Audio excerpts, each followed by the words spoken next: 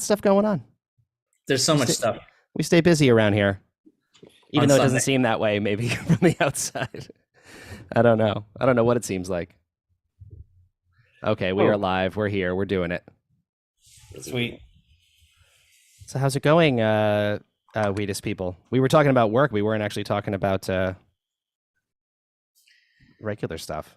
Yeah. Brendan, you were telling a story about another reason why your mixing is taking so long.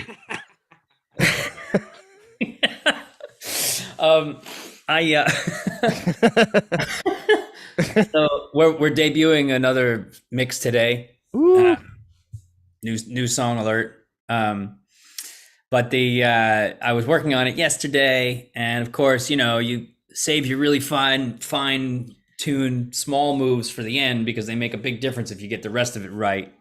So I had just finished all of these really delicate little rides on the SSL console, and I'm reaching for the save button, and the power in the neighborhood goes out, and I lost the whole series of like really fine automated fader rides that make things louder and softer. Even like you can tuck in a syllable or like a consonant or whatever. You use really fine shaping, all gone. So I got frustrated and started over again like an hour later. And I was going to make the joke that so now we're starting over. We're going back to the studio. We're going to redo fresh it. the whole recording. Matthew's coming in tomorrow to lay the bass track. That's it.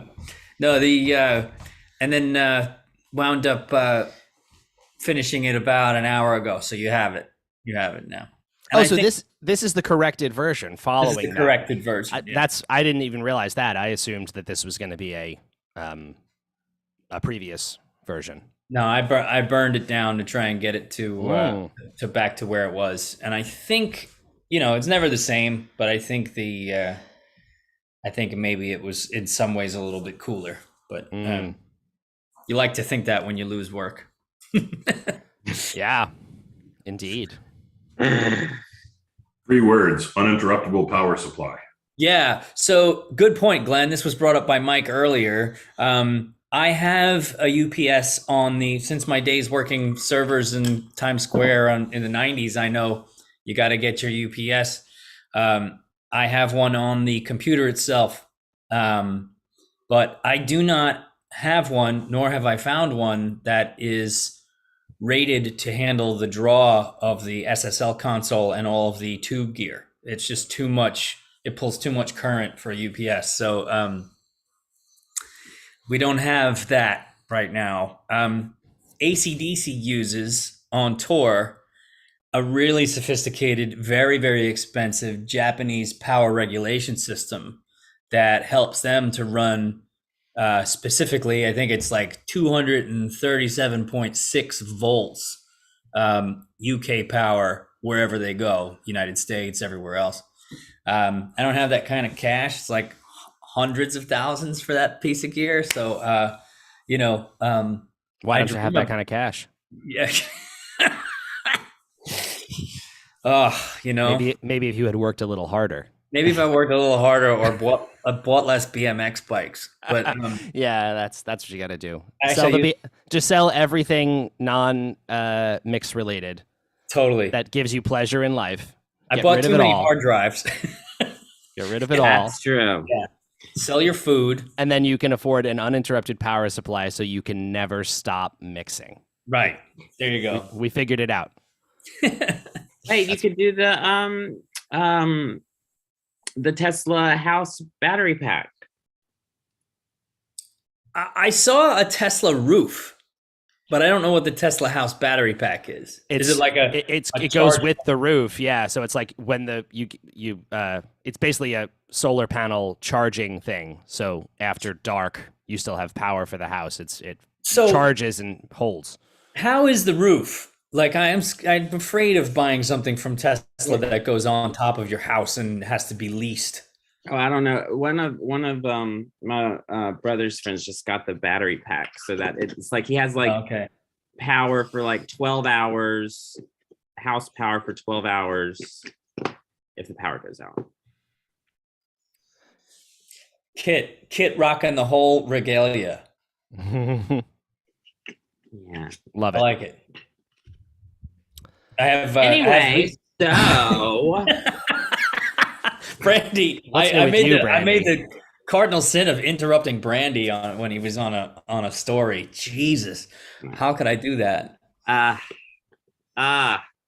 So he doesn't have so when the power goes out, it's actually not a Tesla battery pack, but it's another battery pack. It charges on your own electricity, and it's there when the power goes out, and it's basically like a generator that's How long does it last? 12 hours. 12 hours. So what's the average power outage that lasts more? If it's over 10 minutes, what's the average that's over 10 minutes? In Memphis? Yeah. No, anywhere. I guess this is a good question. I guess they tried to figure this out when they marketed the thing, but I want to know, we had the last big power outage we had here in the city was like 8 days. Oh, right. Yeah. What was that? That was 2020. That was the summer of 2020 that happened. Was it? Yeah. It was all hell was breaking loose. Oh, it was so rough. Pandemic blackout. Oh, yeah. I remember when the lamp went on for the first time, and I was like, "Oh, the lamp is on." I remember that. It was so long, y'all kept forgetting. Like, it was like Gab loaded everything into a blender one morning and was like, "Oh wait, I can't make a smoothie." I was there. We were working on the day where you lost power, and the power went out, and I was there, and we were like, "I'll give it a few minutes," and then it didn't come back. Like, all right, well, I guess I'll go home. And then it was out for 8 days. Yeah, man, that was so rough. Yeah, that was.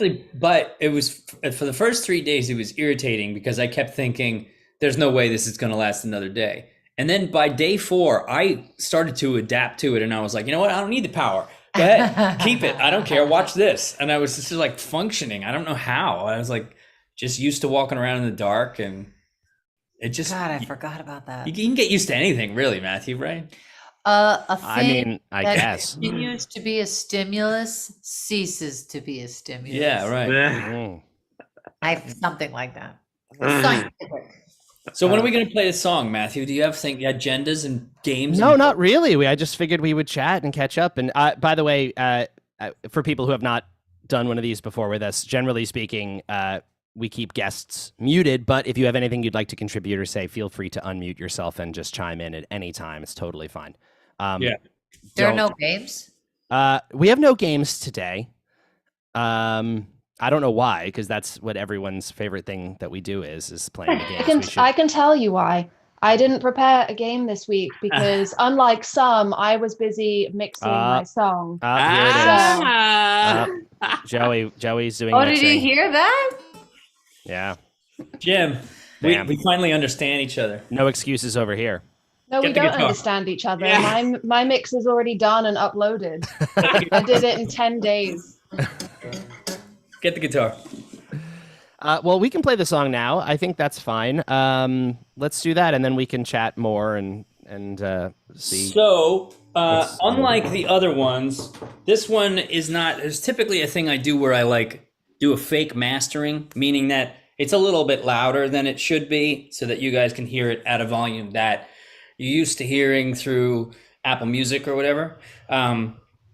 Apple Music is quite a bit louder than Spotify, if everybody hasn't noticed already that's true. So this is mastered. This is not really mastered at all. It's kind of at the mix level, which is closer to Spotify volume. So that's where you should have your controls, your speaker controls. Yeah, the end.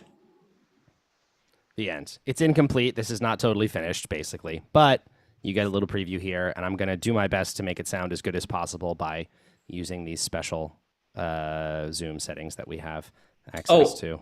Also, I should say... More disclaimers. So, no, not a disclaimer, but a request. If anybody hears anything about this that they feel is just jumping out too much or needs to come up, let me know.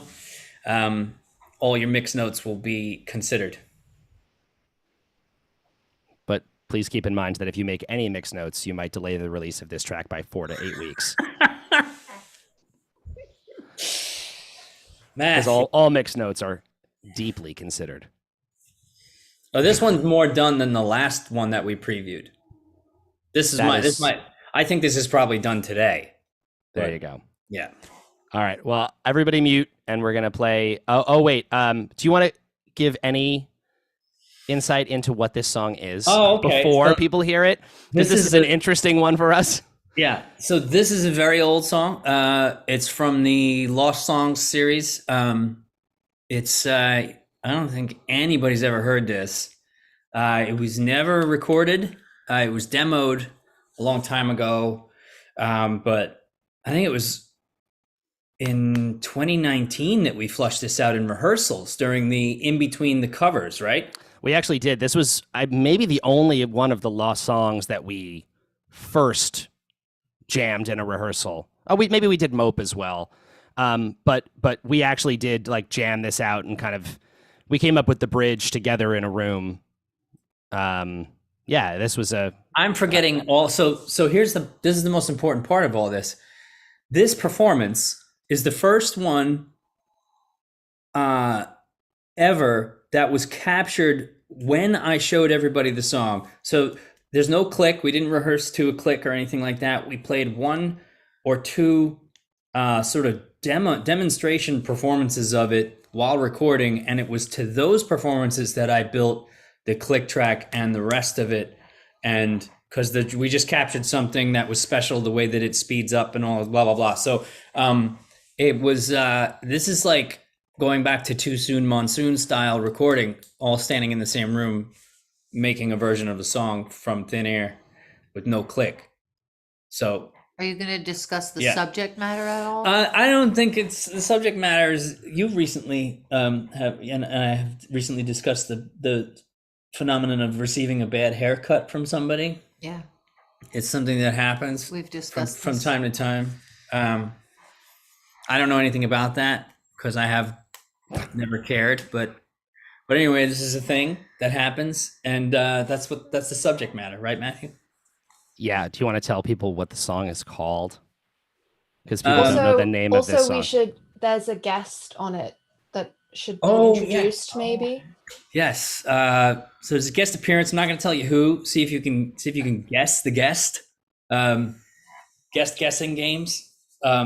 We'll tell you after the song. We'll tell you after, yeah. But it's a stylistic parody, isn't it, Matthew? Isn't it? That's the first time you've said that to me. It's a style parody? I think it is a bit, yeah. There are a few it references a few of what is it a style parody of? Two songs specifically. One of them is the song "Empire" by Queensryche.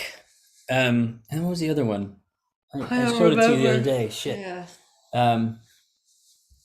Well, we'll skip that for a second. I have another. There are two songs out there that this grabs stylistic parody from. But anyway, let's play the song and we'll figure that out later. You still haven't said the name of the song. Oh, right. The name of the song is Mullet. We were considering pronouncing it Mullet. It's not called Mullet. It's called Mullet. Right. Although I guess we can't stop people from pronouncing it Mullet if that's what you want to do. Can't stop me. All right. Can't stop both up. All right, here we go. This is the world premiere, Patreon premiere of Mullet.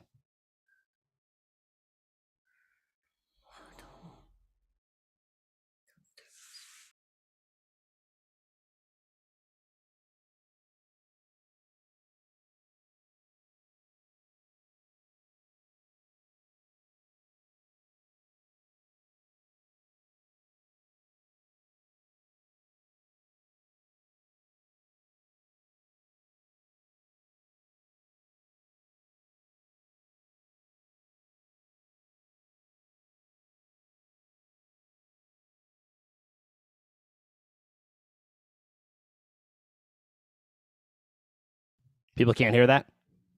Okay, 1 sec. Let me figure out why.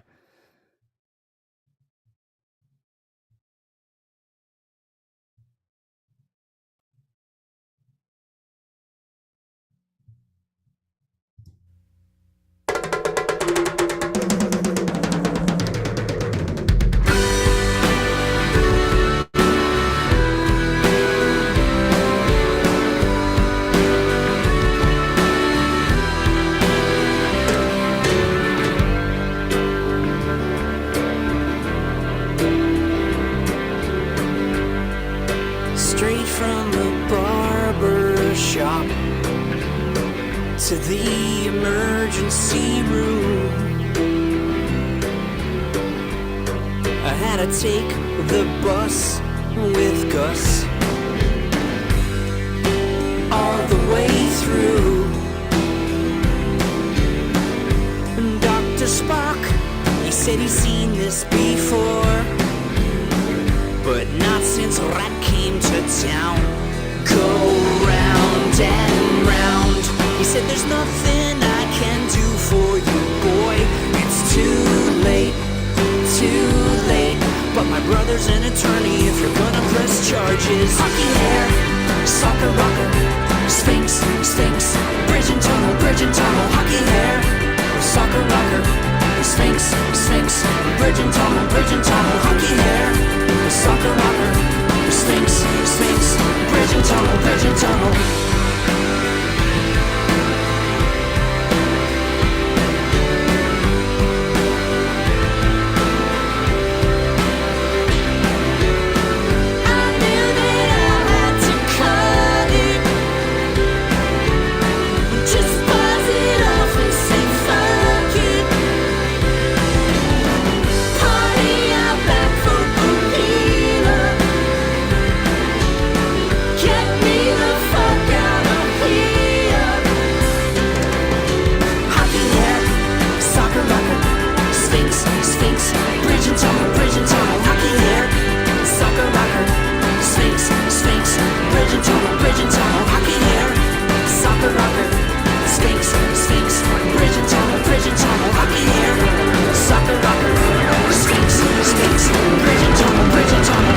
In the 6th century AD, Byzantine scholar Procopius wrote that some factions of young males wore their hair long at the back and cut it short over the forehead. This non-Roman style was termed the Hunnic, or in our modern tongue, hockey hair. By fiscal year 1987, 93% of young males grew their hair long only in the back, and 97% listed the mullet as their hairstyle of choice. In calendar years 1988, 1989, 1990, and 91, more humans wore mullets than any other hairstyle, making the mullet the most proliferated aesthetic abomination of the last 1400 years.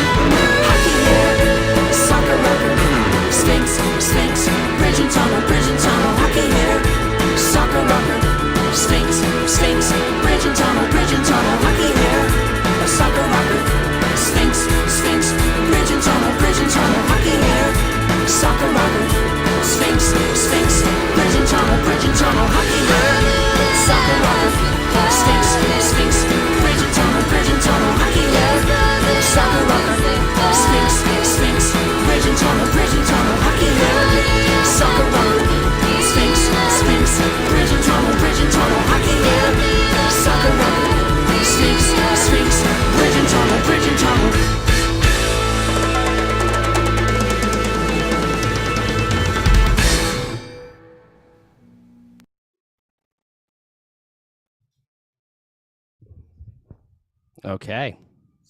Okay. Wow. That was my first time hearing that particular mix. That sounds great. Yeah, it came together. Yeah. So, questions, comments? Anybody know who the guest appearance was? It's really hard to tell from that because it's so he's doing it so fast, and he's not doing it in a typical sound of his persona. I'm gonna go. It's either MC Lars or MC Frontalot. Solid guessing. You're in the right ballpark. All guessing, but nope, no Lee. That's not it. You're in the right. You're in the Rat Pack though.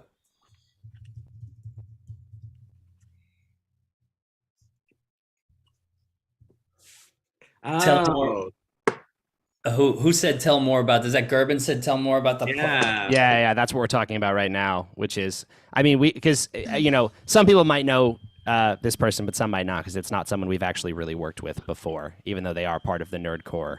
Is it Colton? No. No. It's we're done guessing. I don't want to give it away right now, but no, go ahead. I think you can. Okay, it's Schaefer the Dark Lord, also known aka STD. Never knew that. That's hilarious. That's his logo. Yeah. He for those of you who don't know, Schaefer is extremely notable burlesque MC in New York City. He's also an independent nerdcore rapper, one of my personal favorites. He lives here in New York in Queens, and he's just a badass lyricist and incredibly effective master of ceremony. I've never seen anybody take over a room like he does. It's something to see. But I asked him. So the stylistic parody is based on the Queensryche song "Empire" and also Guns N' Roses song called "Estranged." I'm shooting in the same ballpark for those moments in 80s, late 80s, early 90s history. You can talk about how those songs have aged all you want, but the fact is that at the time, both of those songs struck me as like boundlessly huge arena rock stuff with piano and loud, clicky sounding bass and like big songs, big arena rock songs with a guitar sound that was like just sounded like a chainsaw and all that stuff. And so figured why not style parody a song about the haircut of the time using those two reference points. It's also the only song we've ever done that has a German lyric in it, I believe, Matthew. I guess. I don't know. That's something I've never thought about. The German term for mullet is, Gerben, maybe you can confirm, is Vukuhila or Fukuhila. You know? I'm Dutch, Gerben man. speaks Dutch. I was going to say, yeah. Not well, exactly. I mean, there's a little bit of crossover there in terms sometimes, so so never mind. But the Germans have this wonderful word for a mullet. I think it actually translates to fun in the front or fun in the back or something like that. Fukuhila. Where is that line in the song? So the lyrics are hockey hair, soccer rocker, sphinx, bridge and tunnel, and then that's the chorus. And then in verse 2, he says, "I knew that I had to cut it. Just buzz it off and say fuck it. Party out back, Fukuhila. Get me the fuck out of here." Right? Oh, I see. So that's the lyric there. And as far as so what would you call it? The screed or the public service announcement in the middle of the song? Yeah, I suppose so. I wrote that myself based on just a little bit of brief origins of the mullet research on Google. And I wrote it to be timed for that space, and I had Schaefer in mind the whole time, and that's where it came from. So. You weren't watching the A-Team at the same time, were you? No, that would have been nice. Airwolf. I would have been watching Airwolf, but So but I'm super stoked on it because it's so different in that we played it off the click, just sped up as we sped up. It gets faster as you go. It's a really sort of like metabolic moment from our rehearsal studio that is the first of its kind when it comes to that. For this, wait, what? So whatever our metabolism was telling us to do with the song at the time, we'll just speed it up. Wherever we did that, we did it together, and that moment, that metabolic moment, is captured And yeah, I actually didn't remember this, Brendan. So wait a minute. So tell you, because we did this in the studio, but then you didn't use those. You just modeled the track off of the take we did in rehearsal. Yeah. So what I did was I took the rehearsal take and I very clicked and very clicked it. So I so you made a click out of that live performance. I made a tempo map of the take, which was a tedious pain in the ass. Oh my God. Like, making a musical sounding click track that mimics the swing of a performance that had no click. So I did that and then did the guitar to that and put the guitar over the top of the rehearsal mix that we did. And I realized that it kind of worked. And I was like, okay, well then get Leo in here and do the drums on it. And he did it to my guitar. So we replaced one instrument at a time or recreated instruments one at a time based off the tempo map of the performance. Gotcha. And yeah. And sorry. I'm sorry to interrupt. I just want to, because Gerben just asked in the chat, and I want to clarify. He has, what does playing on and off a click mean? Because we're using musician lingo here. So when you perform, this is often the case when you're recording a song, especially, is that the drummer has a metronome in their head that they're playing along to, and it makes sure that the song is consistent the entire time and it doesn't speed up or slow down. Some songs do that, but usually you program that as well, and it's a way to make sure everyone's playing together at the same time and there's not any major drift in the song. Some bands, when they play live, play everything with a metronome in their head so that they kind of always have an anchor point. We have it in some songs because we have the backing tracks. So like Lemonade, we play to a click. That's the term we would use, where Leo or Madden or whoever's playing drums in their head are hearing a metronome throughout the entire song to make sure that we stay with that sample loop and we don't actually lose it in the performance of the song. Also, just to clarify, because you keep saying in their head. Oh, in their in-ears. Like in their in-ears, like they're actually listening to it. It's not yeah. like, they're not just like really good timekeepers. Yes, they are really good timekeepers, but it's a way to make sure. Yeah, exactly. So Lemonade has a click. Teenage Dirtbag has a click. But then we have some songs that don't, like when we play Something Good or A Little Respect or Truffles or any of those songs, there's no metronome. We are just playing off of each other in that moment.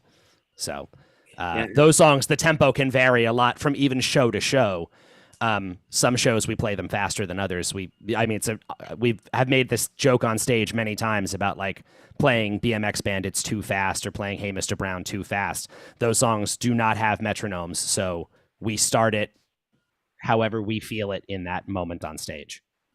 Yeah, it's a fascinating thing with the songs that have a click being on stage, because you can feel your metabolic whatever, because like Lemonade, when I'm on stage, I have my adrenaline's going and Lemonade starts and it's like there's no way it is this slow. It feels like dun dun dun dun dun dun. I was gonna say, yeah, having to go. It's the placement of the song. Like if we do Hey Mr. Brown and then right after that we play Lemonade, Brandy starts the Lemonade sample and all of us are just like, oh no. It's like we're moving in slow motion through the song. It just feels impossibly slow. Yeah. But we know it's not slow. It's a computer playing the exact same tempo. So you know logically it isn't any faster or slower than you ever play it. But of course, yeah. Depending on what you played before it and also your heart rate, it affects how you perceive the exact same tempo. Yeah. Definitely.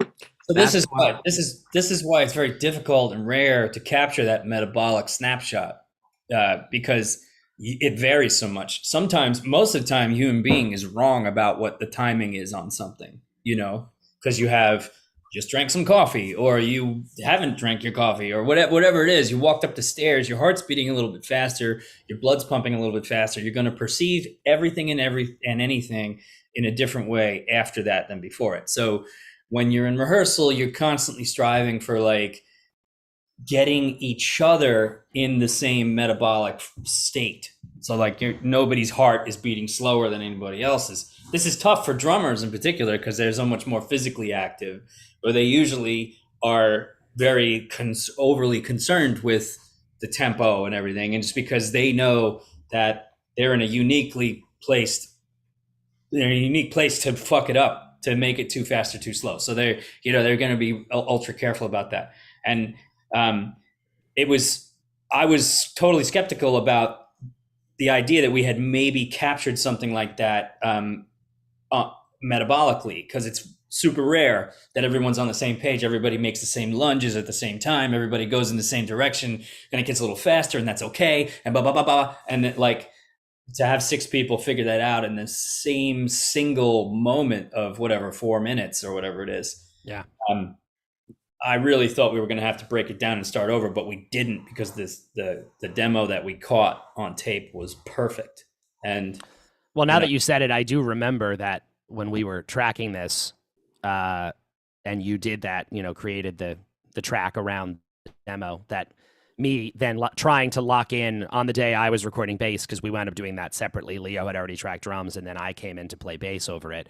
And it took me a while to re-find that spot, because he does speed up, like the song gets faster as it goes along. And when you're playing it live, like recording it, I'm not hearing I'm just hearing the drums and trying to anticipate the moves. Like, I had forgotten about this was challenging to record.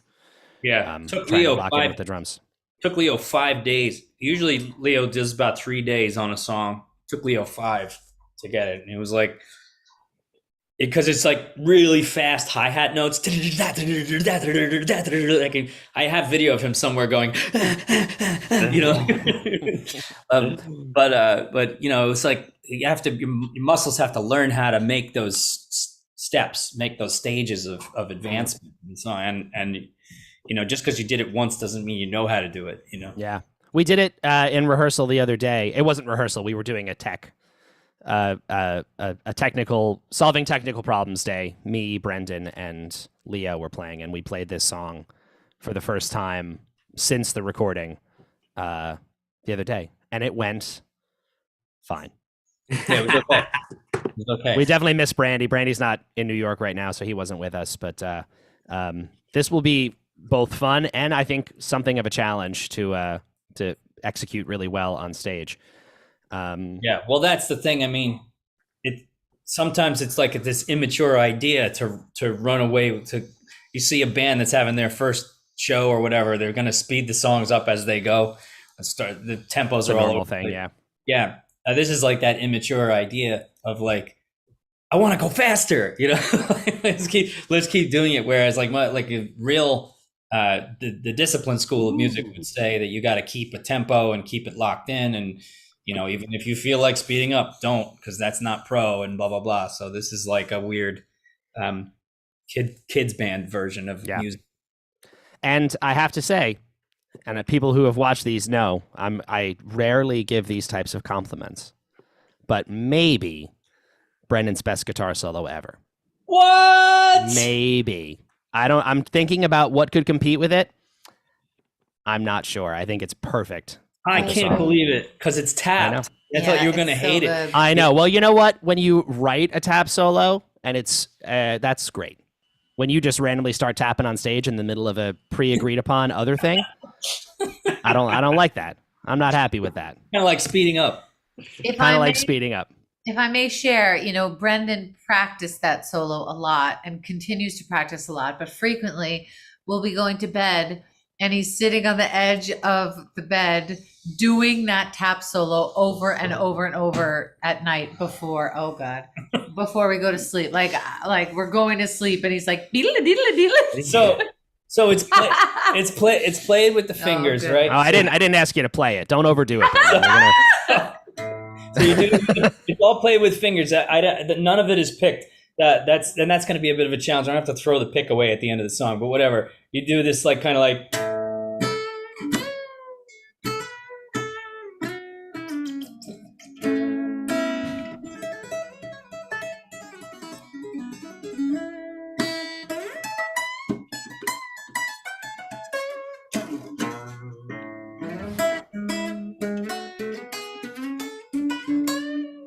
Like that, and it's like that was pretty good actually. It's okay. Like I'm like, that's not the guitar I play it on. That's a different one, but it is guitar specific. There's like this one guitar I have. The other Barrington has like wonderful shred area in the neck where it's begging to be finger tap shredded. So You know, I never put anything like that in any of our music because it was like I grew up playing that stuff, but like old school metal and glam rock and like, you know, hair metal and shit. Like there was always something wrong with it to begin with. You know, not a lot of it has aged well, unless you're talking to one of Matthew's friends, Monson, who's that's just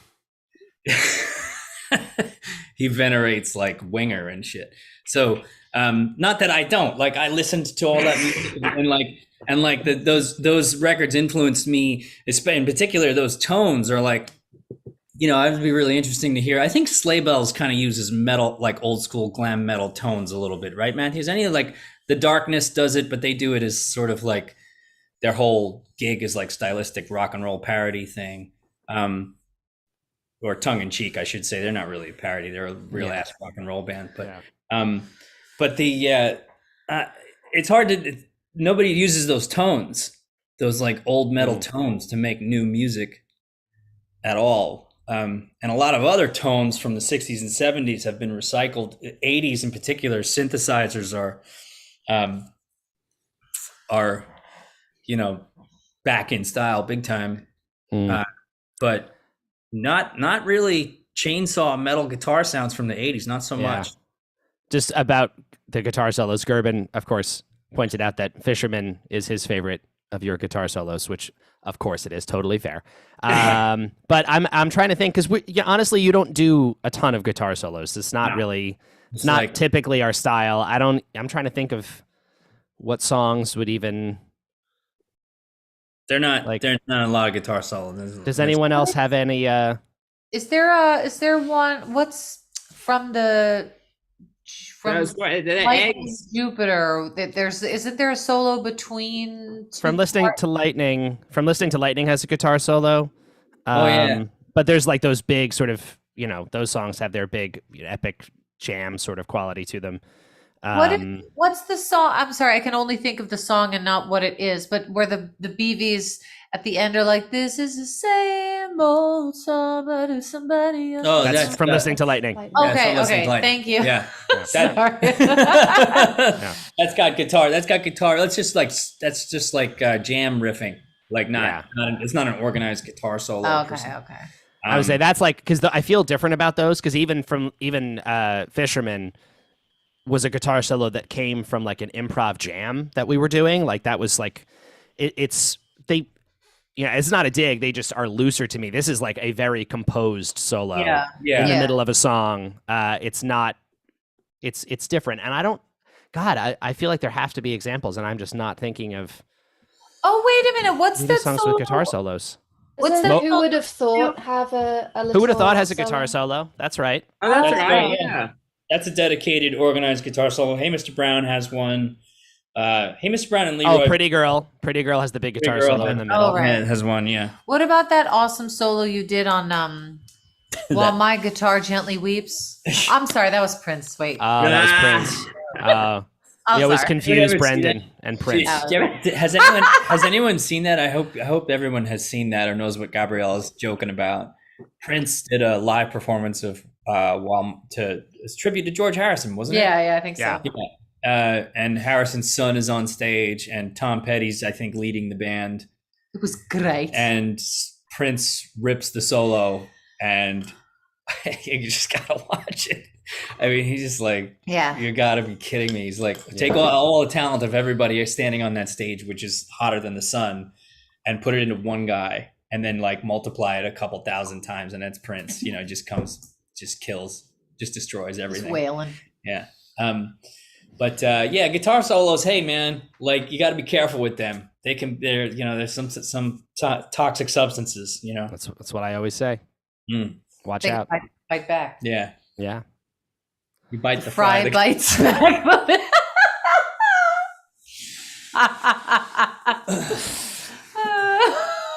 Damn. The guitar solos you make are the guitar solos you take along the way. Yeah. There you go. So Mullet is gonna come out alongside of Love Is a Mutt from Hell. And those two are going to be released Well, I'm soon. sending mastering's getting them this week, so that means I should have them by Friday, and you should be able to upload them next weekend. What is the sentence?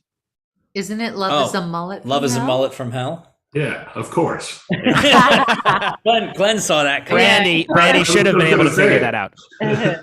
Brandy should have been able to figure that out. Yeah, that's true. Yeah. So once we have the masters back, I will upload them to our music distribution platform. It takes a couple weeks for Spotify to process the audio, and actually schedule the release. You got to give it a couple weeks, but I guess 2 to 3 weeks from now, it'll be up on streaming services with Love is a Mutt. If all goes well, and if Brendan doesn't lose power again.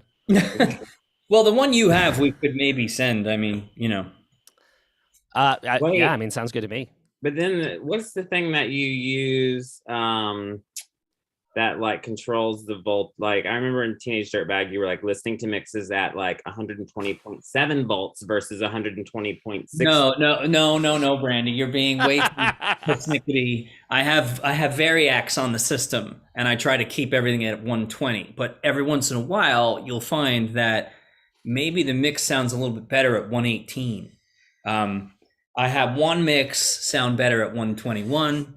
That changes the way that the console processes the sound. So yeah, it does make a big difference. It makes a huge difference when you're talking about guitar amps. Oh my God, does that make a huge difference? When tube amps are running on power, if you have a Variac is a little device that you plug into your wall, and it has a voltage readout on it and a big dial. It's like Dr. Brown's volume knob in Back to the Future. And you can crank up the power or crank it down. Brown.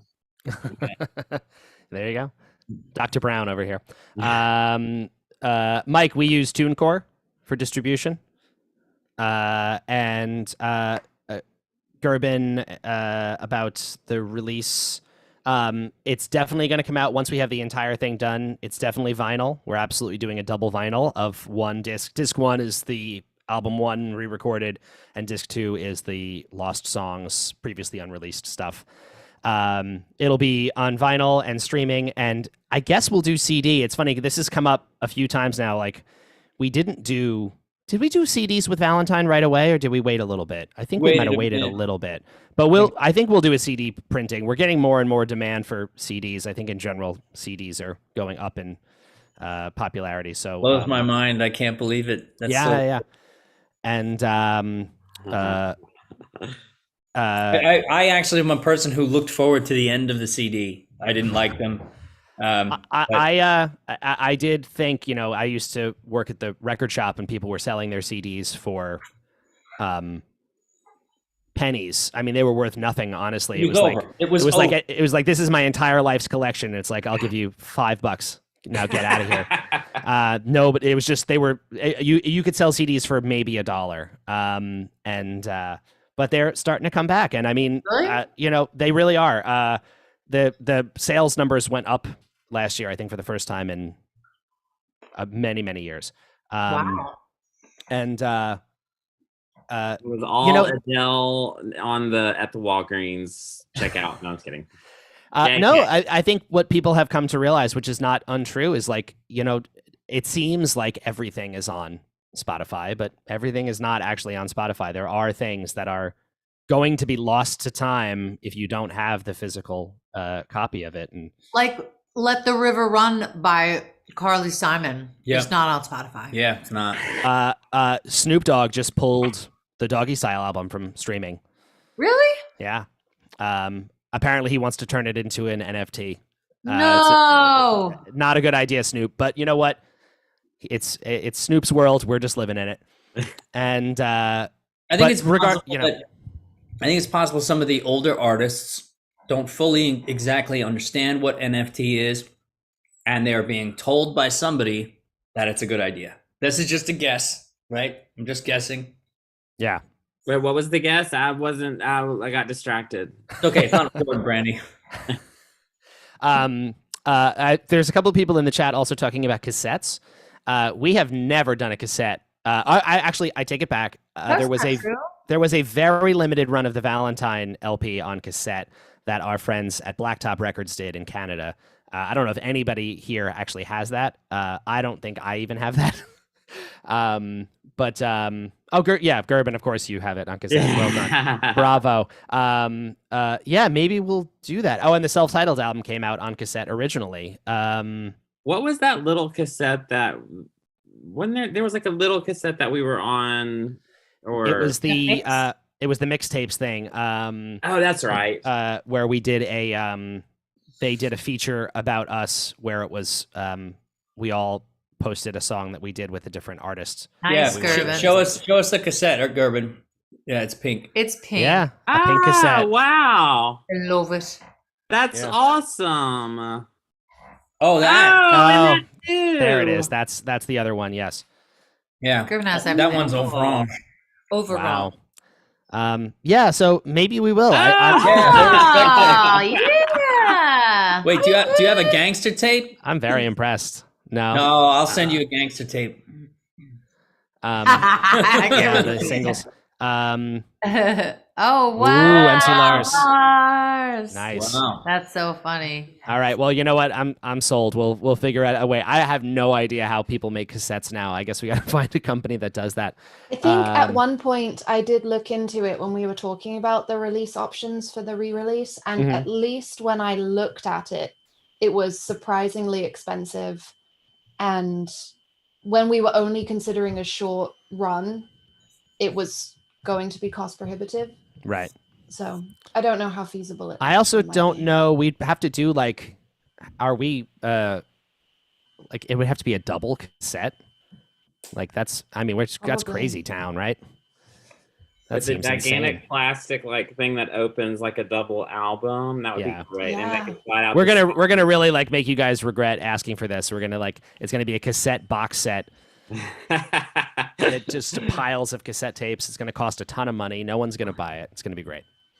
Gerben will buy it. Limited edition of one. Looks like Mike has hard numbers. That's awesome. Oh, good to know. Look at that. Mike's helping us out. Thank you, Mike. I don't know if we can move 76 copies though. That sounds like a lot for us. I think we if we bring in anticipation of a tour, if we have it at the merch table as a limited thing, I bet we could. There were double cassettes. That was a thing at one point in time. I don't know, giving us a lot to think about. This is good. This is really good. But yeah, I mean, so basically the full experience, the double 20, the complete thing will come out in, let's just say, every format.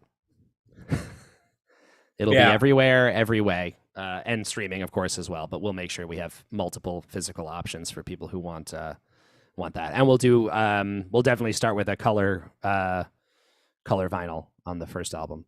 Ooh, what color? What color? I don't know. We haven't decided yet. Oh my god, so exciting. I love colored vinyl. And what we talked about, I think we talked about doing that. The most obvious thing would be like do one disc yellow and one disc blue. Oh yeah. Why don't you do blue and yellow swirl? You could potentially do a swirl. They could swirl it. So one blue with yellow splatter and one yellow with blue splatter. Ooh. Well, yeah. Or Uh-oh. Right, so it's a double LP. And there are two front covers to it. There's the frog on the logo, and then there's the checkerboard one, right? There can't be two front covers. There's a front and a back cover. What about you? Two picture discs. No, picture discs don't sound very good. That's not the audio quality we're looking for. If you flip upside down the art, then there are two fronts, sort of. What? You want to do the back cover upside down? Yeah. Like the Grateful Dead's American Beauty? Yes, Matthew, thank you. Here we go. So the initial, the one is sorry, Working Man's Dead is the one with the backwards cover. I apologize. Sorry, everybody. My bad. Did Glenn correct you on that? No, I corrected myself. As soon as I said it, I was like, that's not right. I was hoping Glenn would. I was gonna. I corrected myself first, which means I wasn't really wrong in the first place. That's how I felt. I thought maybe he secretly corrected you. So the one that Kit is in front of, the blue and yellow, was a compromise because they hated our original frog guy. They wanted to have it be more bright and poppy. So I was like, okay, Long Island placemat at a diner. And it was supposed to be woven, like a cloth. And that like a gingham? Yeah, it was supposed to be like the texture. It was supposed to be a cloth. And the logo was supposed to have been graffiti. Somebody had defaced the cloth. That was the idea. You see that all the time at a Long Island diner. Somebody would write Metallica on this like pretty little doily, So or Megadeth, So the frog could be, so if we have two color schemes, the black, green, and red, and the blue, yellow, and red, we could do one vinyl that's a splatter of black, green, and red, and we could do one that's the splatter of the blue, yellow, and red. Those are my concepts. It's a concept. That's how long. It's a concept. I forgot about that joke. What was that? I forget what we were talking about. We were on the bus. I don't know how well this story will translate for other people, but we were on the bus. It was really late at night, and we were sitting in the front lounge listening to Brendan on his phone put on, it was a Rush song. Was it Cygnus X1? No, it was Hemispheres. It was Hemispheres. So Brendan starts playing Hemispheres, and we're listening to it, and it's me and Madden and maybe a couple of people. Maybe Brandy was there. Madden had never listened to it. Yeah, Madden hadn't heard it before. So it's playing and playing and playing. And this song is like 11 minutes long. And it just keeps going and going. And then Madden's like, how long is this song? And Brendan responds just very quickly. He goes like, oh no, this is a concept. So then Madden, of course, goes, so how long is this concept? And I just died laughing. It was so funny. Oh, yes. I remember the kid. And then how long is this song? Oh no, this is a concept. And then I walked out, and I remember I walked in right after this, and y'all were laughing. And then I thought, I was like, is this No Doubt? Oh yeah. Yeah, playing Rush, and Brandy thought it was No Doubt, and Brendan's whole showing us this song experience really got tarnished with that. Yeah, it's like Brandy. It was a very vibrato high part when he was singing. It was like, whoa!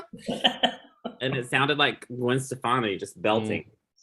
It's funny. Mike just asked about the Primus tour. Primus is on tour this year. They did it last year too, and they're playing Rush's "A Farewell to Kings" every night as their show, which is crazy. They're doing this covers tour.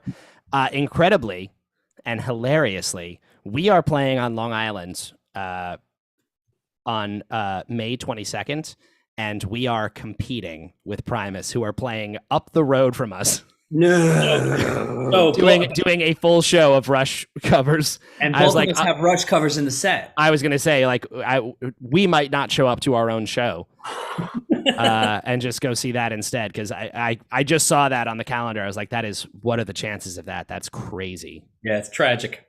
Yeah, that's a good show too. Their opener is Battles.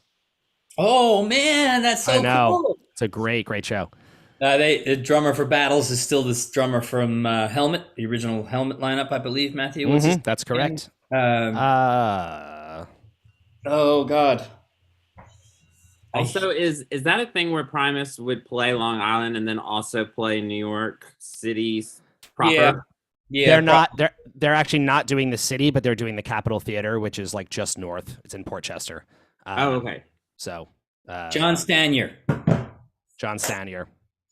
Everybody go look up John Stanier and listen to whatever he's involved in. The guy's like one of the best drummers in the whole entire existence. He's he's cool. Awesome. Maybe we should do a group field trip to Port Chester. I think we're playing ideas. I think we're on tour for that show as well. I think that's probably when we're in Wayne, Pennsylvania. I think we're just directly. But I'm doing a good job of hyping our tour dates as well. Yeah. All right. Well, we did the song. We talked a bit. Is there anything else we want to to discuss today? Sturbans has something to say. Something very important is happening in our lives Oh my and God. in the life of Lee West. Oh my God. There are impending Disney trips happening. Oh. We're going to Disney World, and Lee is, and we're extremely excited about it. You're going to be there at the same time? No. Oh. I thought I was like, that's crazy. I know. You're in May, right, Lee? Oh, he's muted. Yes, I am. Yeah, we fly out on the 6th and come back on the 23rd. Wow. So I'm thoroughly excited for my lightsaber building experience, which is literally there's two things I want to do: build a lightsaber and go to the Kennedy Space Center, and I'm doing both of them. So for the rest of the time, I could quite happily just follow my girlfriend's family around for 2 weeks and not give a monkeys about what's going on. So yeah, I'm really looking forward to it now. Are you I can't gonna believe how fast it's come round. Are you going to go on the special Star Wars ride at Hollywood? We're going to try and get on everything. Those were the only two things I wanted to do that I knew I could do while we were there, because we've got a spreadsheet that's like for the 2 weeks, everything's color coded of which parks we're going to and what we're doing at what time. And then we took my girlfriend's dad out for his birthday about 2 months ago. And they're massive Disney nerds. It's basically all they talk about when they get together. And he said, while we're in the middle of saying, "Oh, they're putting on the Garden Rocks festival thingy back on at Epcot every weekend, and there's a couple of bands playing while we're there." And so, yeah, and any ideas? I can't remember who one of them is, and the other one's a flock of seagulls. And I just went,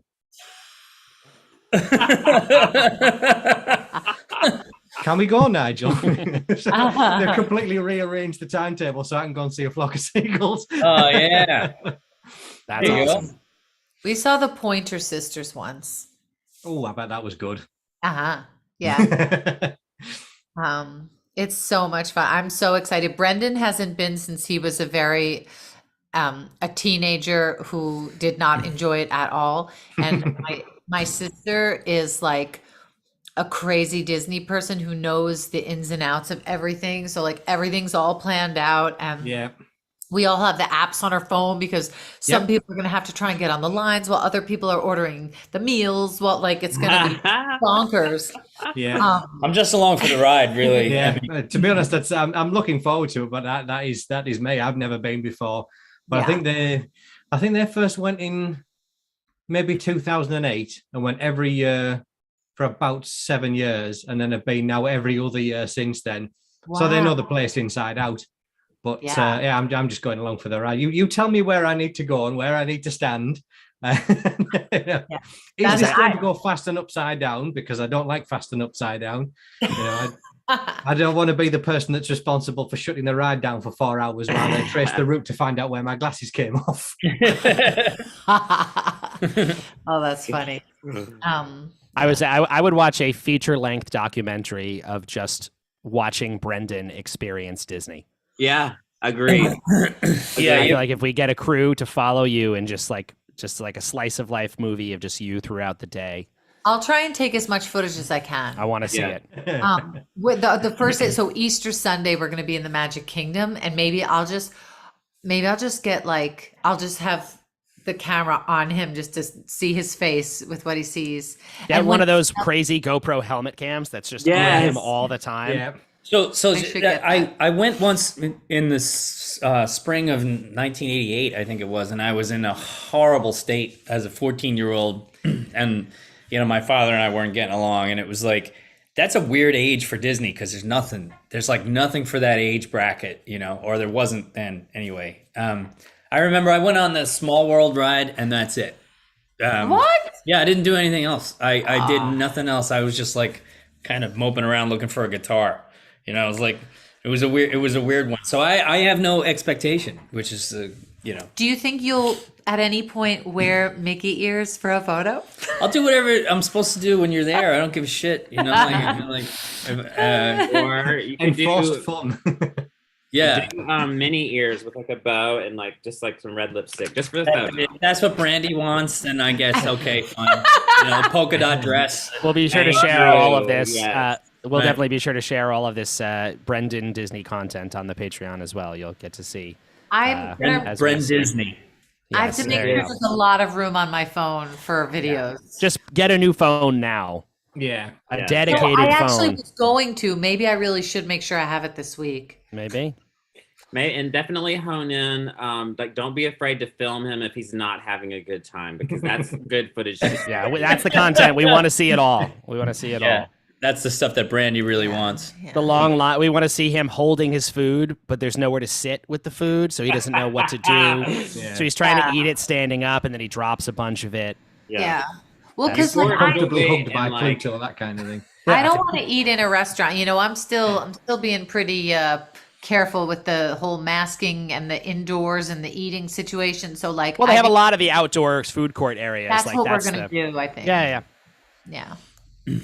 But it's gonna be fun. The last Yeah. time it was only for a very brief trip, but Joey and I went to Disney for a day with my parents. Oh God, that was like 6 or 7 years ago. Which part? Just the Magic Kingdom. Okay. We were in Florida and they had like extra passes. I don't know. Either way, it was just like a 1-day thing. And within, it's funny. My parents sometimes watch these. I don't know if they're watching right now, but if they are, I'll definitely get a call. Because within an hour of arriving, it went from my mom at the gate saying to Joey, who had never been there before, my mom was like, "Isn't this so magical? Isn't it magical here?" And then 1 hour later, after a food court debacle of trying to find the right thing, my mom yelled loud enough to turn heads, "I'm hot and I'm cranky." That's what Disney did to my mom on the last trip, because my mom, we could not find food, and she wound up with like a cup of hummus that was like this big for lunch, and she was so mad. Oh God. That's I'm terrible. hot and I'm cranky. And I say that to my mom all the time now, ever since Isn't then. it magical? Isn't it magical? She also dropped the line slacking on the magic. Yeah. Yeah. Oh no. I feel like that's a band name and an album title for some sort of jazz. Slacking fusion on the trio, magic. yeah. Slacking on the magic by a cup of hummus. Has anyone been on the Snow White mine train, the Seven Dwarfs The thing I mine train? constantly keep referring to as Snow White's Runaway Mine Train, even though that's not what it is. Glenn's giving a thumbs up. Glenn's not the guy I thought I'd get a thumbs up on that from. Oh, Oh, that's yeah. right. No, I'm a huge Disney guy. I love Disney. Oh, really? Oh, yeah. Big time. That's awesome. When my family Never goes, been. we are balls to the wall from the minute the park opens to the minute the park ends. We need a vacation from our vacation when we get home. So. Yeah. Lee, you mentioned Flock of Seagulls. We have a local band here in Worcester that plays around the bars called Flock of Assholes. That's a So, great speaking of- name. I had one interaction with. Oh no, sorry, that was modern English. Never mind.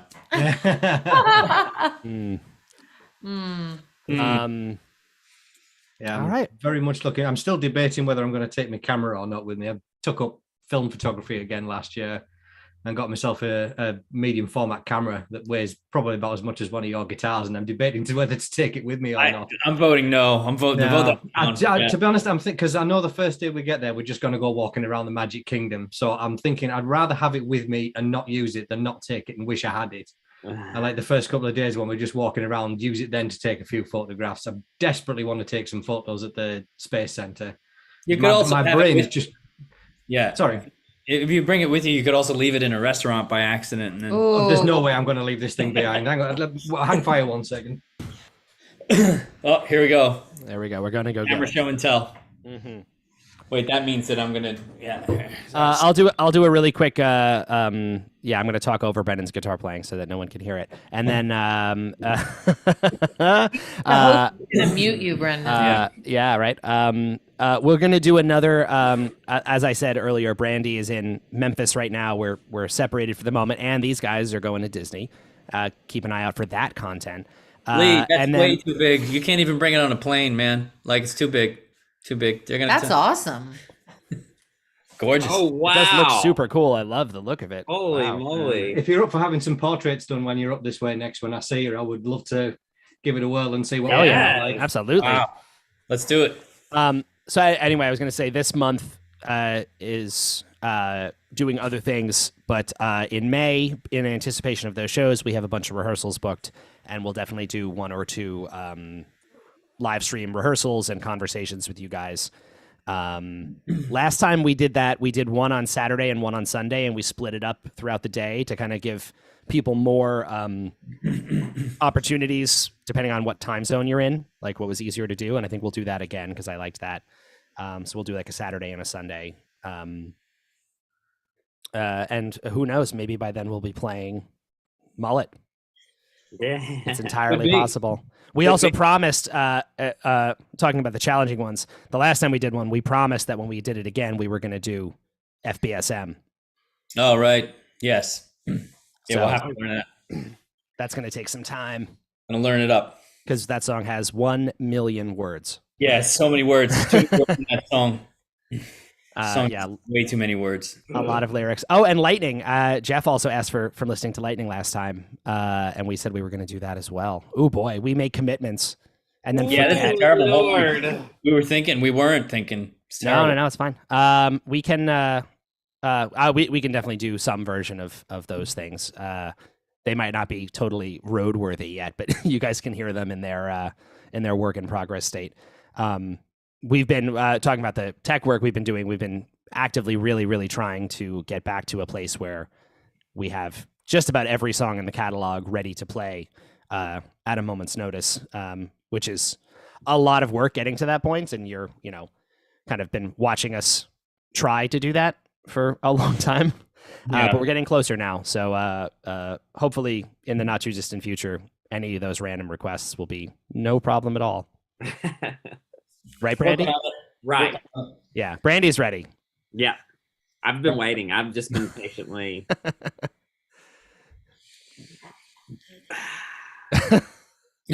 Cool. All right. Well, I think that's probably it. Anything else? Anyone have anything to say before we call it a day?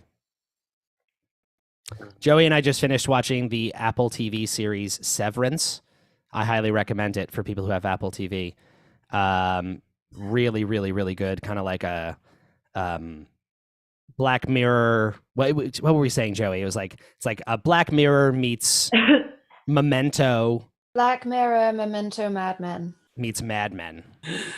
I reference Memento all the time as a my life blueprint, in that I leave notes for myself and try and leave traces for myself because I won't remember. That's a lot of what this show is.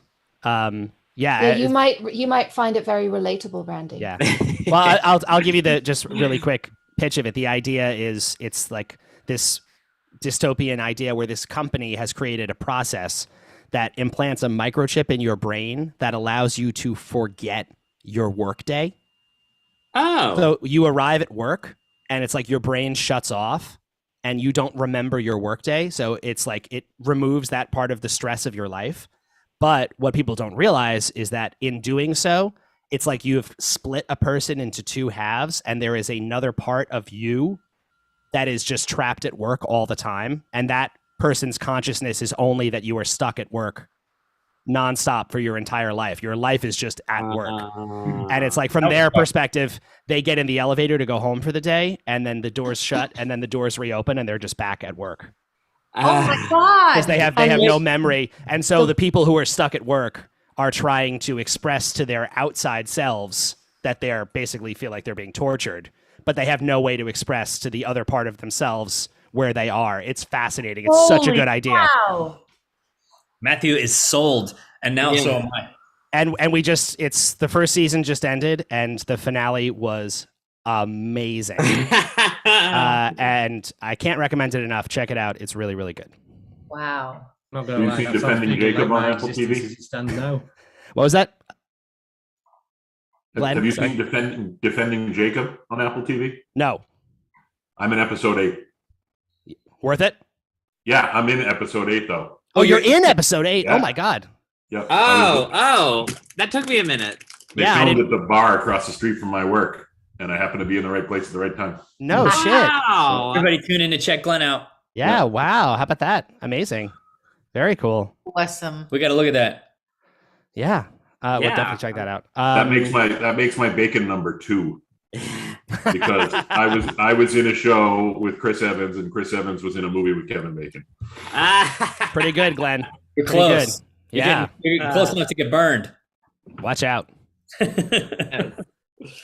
All right. Well, that's it for me. That's all I got. Anybody else? Last call. Yeah, I mean, I could talk about anything all day long, but I'm not. Yeah, I'll let it go. We'll do another. Maybe we'll do a Q&A sooner than later if we have something else to talk about or a game to play or something like that. Otherwise, like I said, early next month we'll definitely do a couple of live stream in the basement sets. And another thing to try to figure out, Brendan, we talked about this last time. When we do the live stream in the basement, these wonderful people are complaining that they cannot hear when me or Brandy are talking. Gotta get microphones. Gotta get microphones for everybody. We gotta get microphones because we're down there. We're joking around. Where Brandy's being hilarious and nobody can hear his amazing lines, and that's just we got to solve that problem. Has anybody commented about the decor and the curtains that are hanging on the wall? Brandy, stop it. Stop. I'm just curious. Okay. Brandy is eager to give the whole basement a redesign, and maybe we'll let him do that at some point in time. Why don't you come on up? What's stopping you? Yeah, get to work. Get to work, Brandy. I tried to program a multicolored light bulb, but it has disappeared. Wait. You want to redo the whole basement and you got stuck on one light bulb that's now gone? Come on, Brandy. You're going to have to try harder than that. Okay, I'm bringing like fairy lights at least to decorate the. I've got fairy lights. You don't have to bring them. Do it. All right, perfect. What color are yours though? Are they like white or are they multicolored? They're white. Okay. Well, multicolored is good with me too, though. I love a multicolored. Okay. Yeah, that's more fun. Just no red. No red. No red or orange. Yeah, that's our lighting rules. These guys. It always comes back to trolling me. Yeah, that's But now you guys know. So we've said it now. The next time you see us in the basement, it's going to be. We will not be slacking on the magic. There will be way more magic. It's going to be beautiful fairy lights, at least one color changing light bulb. Yeah. Presuming we can find it wherever that wound up. Yeah. Brought to you by Tyser Contractors. Exactly. Yes. Thanks to the fine people of Tyser Contractors. Y'all licensed in New York State? No, unfortunately, we're working on. I'm studying for. Oh, let me show you this. This is actually. I'm studying for my general contractor's exam, and there's like all these like books. Like, oh my god! Hours to do all these tabs for like. Randy, you have to study. You have so much studying, and it's all multicolored, and it's happy and fun looking. Wow. Yeah. That must be why you want to spend all day on a Zoom. You don't want to go to those books. Yeah, Brandy's dying to keep talking about something so he doesn't have to get back to work. Don't send me back to the books. Don't make me read anymore. Yeah. So the thing about roofing is, Brandy. Oh God! All right, all right. We're gonna call it a day because Joey and I actually have to live your lives. We gotta go. We have somewhere to be. Gotta get out of here. But we have to go see our other bandmates. Right. And our dog friend. We're going to see a dog friend today. Leland. Yes, we're gonna go see our friend Leland. Is he named after Leland Palmer? Yes, he is. Oh, shoot. Twin Peaks. Wait. Oh, that's exactly right. All right. Now. But yeah, that's it for the day. Thank you guys very, very much, as always, for joining us and chatting. And we love doing these. Still, we just did an interview. This is the last thing I'll say. We just did a podcast recording, and it was me, Brendan, and Joey, and we were asked about like what we were doing and how we made it through, like the worst times of the pandemic. And we talked there so much about how these Zooms with you guys were such a lifeline for us and how much they meant to us to be able to chat and play music and just, feel a little bit less detached. So, and that still is true. It's like, even though things have changed, doing these still feels like such a great treat. So thank you all for continuing to join us and watch and all that stuff. It's great. And I do have, I'll just let them know, I have a new Patreon content concept. It's a concept. How long is this concept? I'm just working on, and it should be with you in the next week or so. All right. Episode 1. I'm ready for the concept. Keep the concepts coming. Thank you all very much, and we'll see you next time. Enjoy your Sunday. Bye. Bye everybody.